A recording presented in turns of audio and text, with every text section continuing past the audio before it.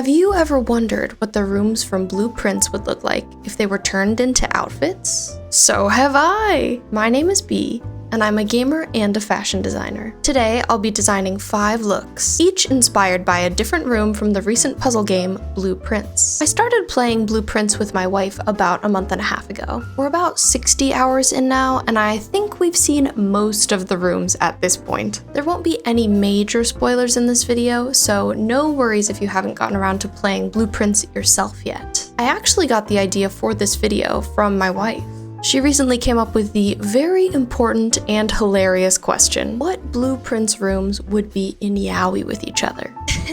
Definitely the boudoir and the den, if you ask me. But this made me wonder, what would the rooms look like as people? How would they dress? I have a bachelor's degree in fashion design and I love clothes, and immediately felt compelled to answer this question myself, so I got to work. The first thing I do when I start a fashion design project is decide my parameters. What time periods am I looking to for inspiration? What's my color story? What am I trying to convey with these designs? For time period, I wanted to reference the year that the Mount Holly estate, the game's setting, was built, which was 1913. I looked at a lot of mid-1910s fashion plates and patterns for inspiration. I wanted to incorporate the low waists and column silhouettes of that time period. Blue Prince itself is set in the 1990s, so I wanted to add a subtle 90s spin to the designs as well. I still wanted everything to feel classy and luxurious though, befitting of a baron, so I specifically looked to Princess Diana for inspiration. A lot of her looks felt like a good mix of contemporary and historical, which is what I was going for. Now let's dive into each look. I decided to start with Entrance Hall. I felt like Entrance Hall was a room I couldn't not do, a no-skip room. In Blue Prince, you start outside Entrance Hall every morning, and are required to walk through it to access your next 3 potential rooms. Some key elements I noticed in Entrance Hall were the stained glass doors when you first walk in, the diagonal checkered tile floor, the violet, yellow, and white flowers on the entry table, and the damask patterned seat cushion. The most prominent colors of the room are grays, browns, and blues, mostly dull, with a bright pop from the flowers. When putting together the mood board for Entrance Hall, I was thinking a lot about our protagonist, Simon. You don't see him a lot while playing, as it's a first-person game, but when you do occasionally catch a glimpse of him, he's wearing like Ivy League schoolboy / explorer clothes, so I wanted to channel that aesthetic. This is the only look I specifically referenced Simon with. I was thinking of khakis, plaids, leisure suit jackets, and shorts. Something you could wear to university during the day and while searching an abandoned mine shaft under the cover of night. A little bit Hardy Boys or Nancy Drew coded. For each room, I sketched out a few ideas until I found a silhouette that felt right. For Entrance Hall, the first idea I had spawned from the stained glass entryway doors. I sketched a tie that would be printed to look like stained glass and went from there. I liked the idea of a long boxy vest with a miniskirt peeking out, but it ended up feeling too Paris Hilton. I imagined this look in baby pinks and light grays, and while that would be super cute, it doesn't give Blue Prince in the way I need it to. I really wanted to do something with either that stained glass print, or with a print that looks like the diagonal checkered tile from the floor. I sketched a look with a cape using that pattern, but aside from the cape itself, it just wasn't coming together. For my third idea, I mixed my first 2 sketches and created something I finally felt satisfied with.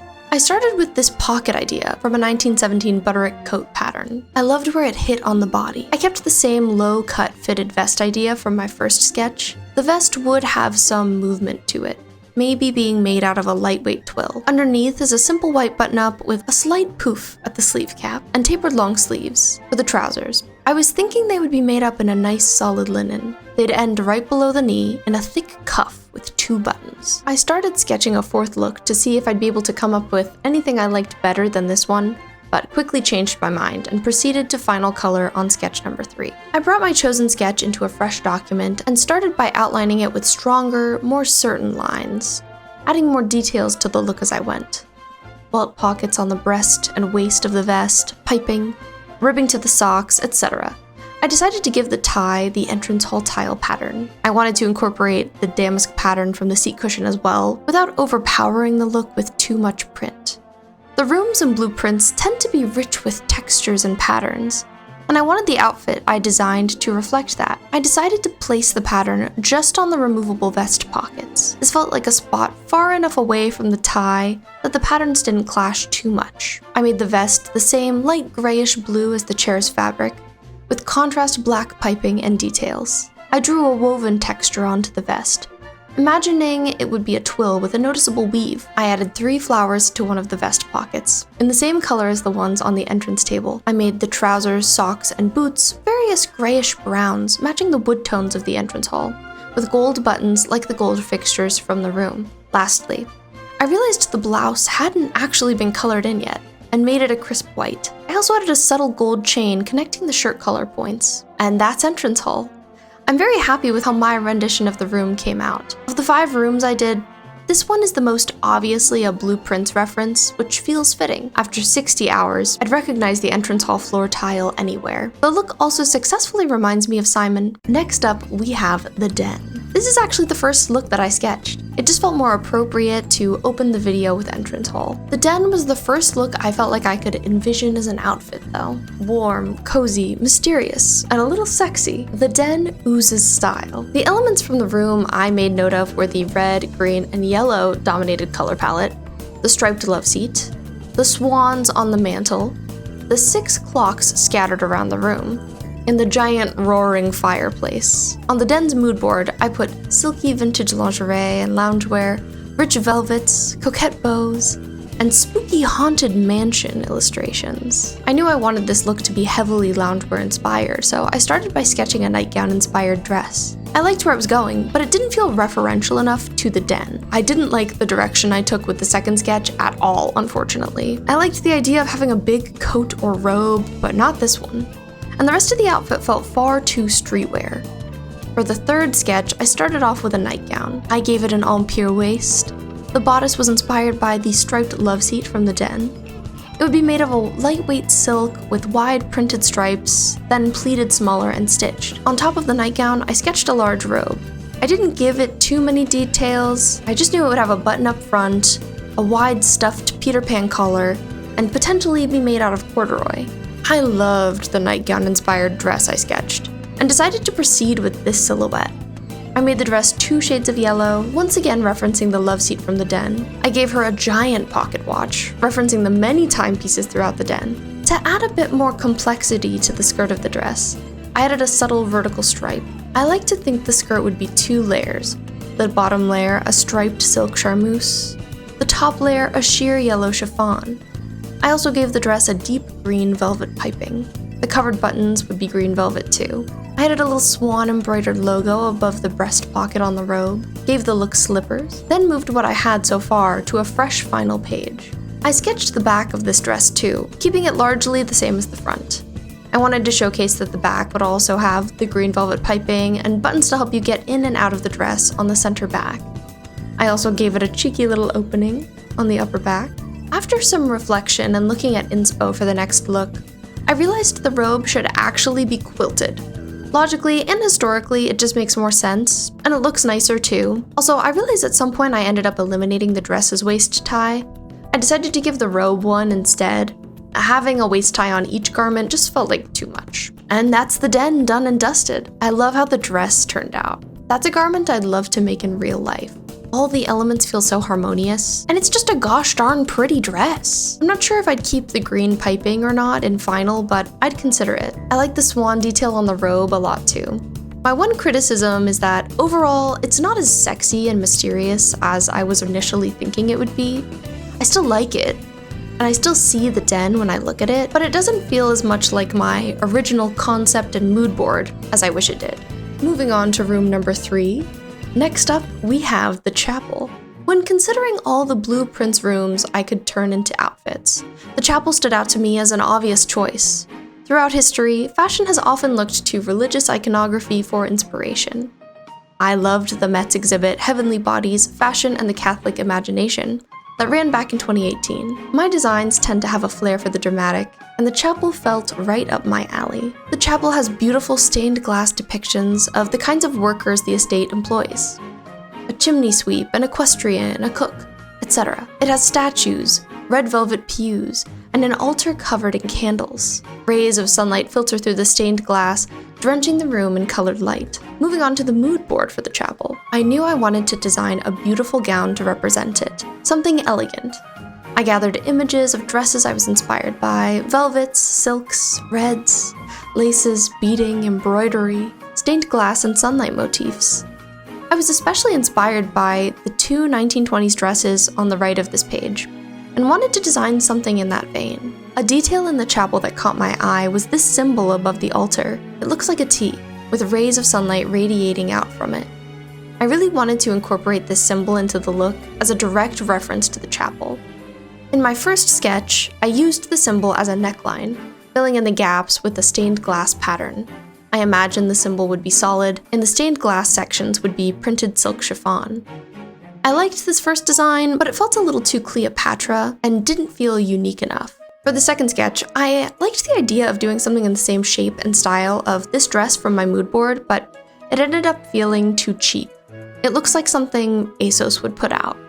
Which, no shade to them, but that's not really what I'm going for here. For the third sketch, I actually sketched the back of the dress first. I put the altar symbol on the lower back, creating a 90s/Y2K whale tail effect. Like the neckline from the first sketch, it would have silk chiffon stained glass sections where the gaps are. I kept the rest of the back fairly simple to emphasize the large back opening. I copied over what I had to a fresh page. I don't typically start a design from the back, and was intimidated to design the front second. I didn't want to add any design details that would heavily change the design of the back. I started by loosely drawing the same silhouette as the back on a fresh figure. Without the open back, it looked a bit like a sack. I had drawn drapey pieces of fabric tacked to the waist of the back, and was stumped as to how to incorporate them onto the front. I kept trying different renditions and options, but was never satisfied with the direction it was going in. The drapey pieces felt like they were taking away from the design, so I ended up removing them from both the back and the front. Instead, I added small godets at the hem of the skirt and sleeves on either side of the body, so there would still be a bit of interest on the sides. I also gave the front a large neck opening as a reference to the open back. It helped lessen the sack-like look of the front. It was also a nice way to incorporate more of the stained glass print. Now that I was satisfied with the front and back ruffs, I went back in with more detail. First, I made the side seam godets larger and more pronounced, bringing them to a long point in the center. The hem shape is now an inverted reference to the silhouette of Mount Holly. The dress comes away from the figure past the hips, poofing out a bit. I imagine the wearer would have a small crinoline underneath, peeking out a bit at the hem. I sketched in a chunky pearl choker for added elegance and shine, and then got to coloring. I started with the bold, bright red of the pews, the chapel's main color. I made the godets that red, and colored in the stained glass panel with a bunch of various reds in gray, brown, and purple tones. I made the main body of the dress a deep purplish brown. I like this color choice. I'd say I'm still not 1000% sold on it though. What do you think of it? The color goes back to the wood tones in the room and throughout the manor. If I hadn't gone with this deep purple though, I'm not sure what I would have picked, so I rolled with it despite my uncertainty. I colored in her pearl necklace and gave it red gems, made her crown a bright yellow gold, and added red beading to the sleeve hems. No major callouts about the coloring of the back, I just matched it to the front. I did add a long, thin gold chain hanging down her back from her necklace. A little extra sexiness. And that's the chapel. Like I said, I have some reservations about the colors I went with, but I think this design is very interesting. It definitely feels reminiscent of the 1920s dresses I was inspired by, and by religious iconography inspired clothing in general. This would be a very interesting dress to try and make in real life. I'm curious how accurate I could get to the sketch. Moving on to the fourth room. For number 4, I chose Solarium. Solarium is an extremely mild Blue Prince spoiler, only because you don't start the game with that room. It's one you pick up later. Knowing that it exists doesn't give anything away though, and we won't be discussing any lore around it when designing its look. I decided to design an outfit around Solarium entirely because of this image I found on Pinterest. The cage design reminded me of the windows and the shape of the Solarium. I also love the blue light when you walk in. It feels like a room to sit down in with a good book and get lost for a few hours. Solarium is a green room, which means it's plant/garden related. Some of its other notable attributes are its domed roof, the bouquet of flowers on the table, the pale yellow of the seat cushions, and the Sophie from Howl's Moving Castle coated sun hat. With all of that in mind, let's take a look at the Solarium mood board I put together. I pulled in vintage sheer dresses with floral patterns, 1910s and 20s garden party dresses, floral embroidery, fun hats that also reminded me of garden parties, stained glass, wire structures and shapes, and of course, the image that had originally inspired me to design a look for Solarium in the first place. Looking all of this over, I decided I definitely wanted Solarium to be represented by a fun, frilly garden party dress. For the first Solarium sketch, I started out doodling sheer puff sleeve options, inspired by some of the 50s pattern references I'd pulled in. Once I'd settled on a pair, I tried to decide how to work in the black wire grid. I was struggling to find the right scale and placement for it, so I added a stained glass inspired panel on the center bust, hoping that it would help me contextualize the rest of the space. It did, but unfortunately, I still wasn't loving how it came out. I went with a curved shape, hoping it would give medieval, but it ended up looking more like a Spider-Man bodysuit. Moving on to the second idea, I started out trying different sleeves on my first sketch, trying to find changes I could make to like it more, but ended up erasing what I had and just starting fresh with a new idea. I decided to use the window grid idea on a sheer overskirt, which I paired with a simple underdress with long puff sleeves and a tie neck. This silhouette was simple, but felt much more harmonious than my first idea. I felt like I could do better though, so I started a third sketch. I started with this waistband idea. I loved the shaping it gives to this blousey dress and the ruffled edge. From there, I sketched in a simple A-line silhouette. I liked the skirt shaping in this dress reference, and decided to go in that direction, but with more drama and emphasis. I felt like this paired well with the belt, and proceeded to considering the bodice.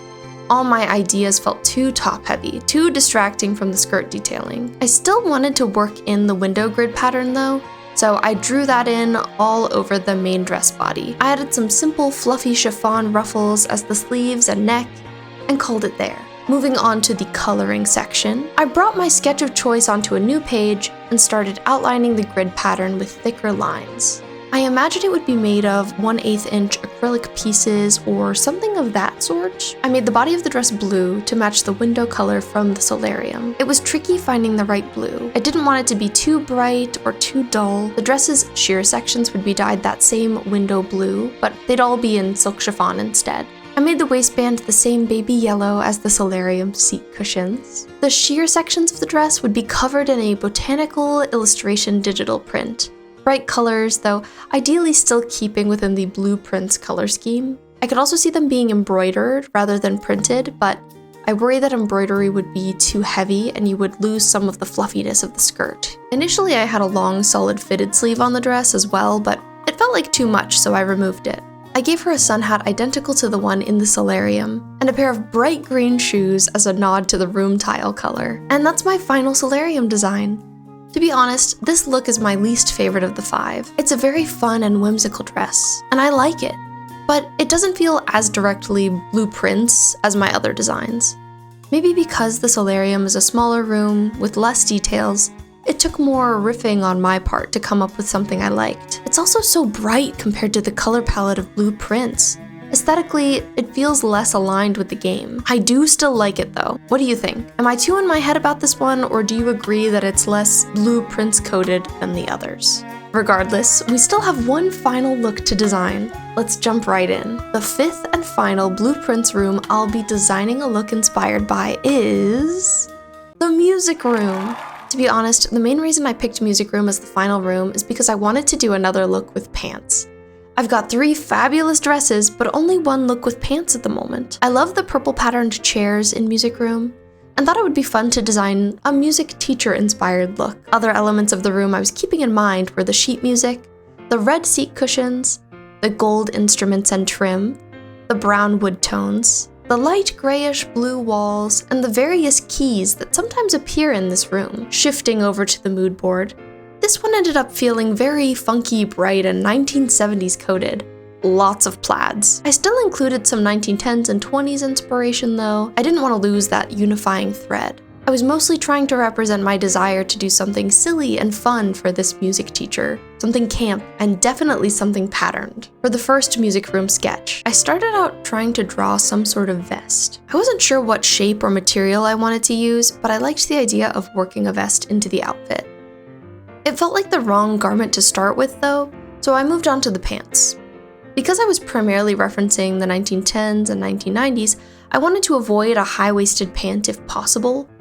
It felt too 1950s to do high-waisted trousers, so I went with mid-rise. I sketched a simple long vest to go with them, and a frilly long-sleeve blouse with puff sleeves. The silhouette wasn't compelling me though, so I started on a fresh sketch. For this rendition, I went with a high-waisted trouser despite my earlier protests. The mid-rise pant in my first sketch came out kind of awkward looking, so I figured I might as well try a higher waist. I sketched a structured bustier vest with vertical stripes and a waist tie, and a better proportioned version of the blouse from my last sketch. Immediately, I loved this sketch and felt it was exactly what I was going for with this look. Classy but funky. I then jumped right into coloring, excited to see where that would take me. I felt firmly about wanting to incorporate purple into this look. In the music room, most of the chairs are a light indigo with a few warm purple seats mixed in. I wanted to use both of those colors, as there's something I consider unique and defining about the room. However, when I tried making the trousers those two shades, they looked like they would have been sold at Urban Outfitters in 2018. I tried making the vest those purples instead, which felt better. I also wanted to incorporate the pattern from the purple chairs. I used it on the hips of the pants, and later added it to the cuffs as well. I also had so many plaid references on my mood board. I wanted to try and bring a plaid in too. 3 prints in one look, too many? I had to try though. I thought the blouse looked super cute in plaid, but it was just too much. I really tried to make the bustier vest work, but it just wasn't happening, so I decided to rework it. I went back to my first vest idea, making it a very basic shape, but keeping the purple color. I had also wanted to work in the sheet music somehow, so I tried using that as a print. To my surprise, the rework was successful. I was concerned there was going to be no way to make the purple work, but simplifying the cut and adding a different print made it all make sense for me. Instead of a waist tie, I added a little red neck ribbon, with keys tied to the ends, managing to keep that reference too. And that's it! That's all 5 looks! Here they all are together in a lineup so you can see how they work together. In order from left to right, we have entrance hall, music room, solarium, den, and chapel. I imagine them as a mini collection, a Blue Prince inspired capsule. I put them in order aesthetically, starting with the more casual looks, ending with the very dressy chapel. This group feels successfully representative of the game overall to me. Grays, browns, blues, and reds, with pops of brighter colors. Luxurious, yet still strange and unique.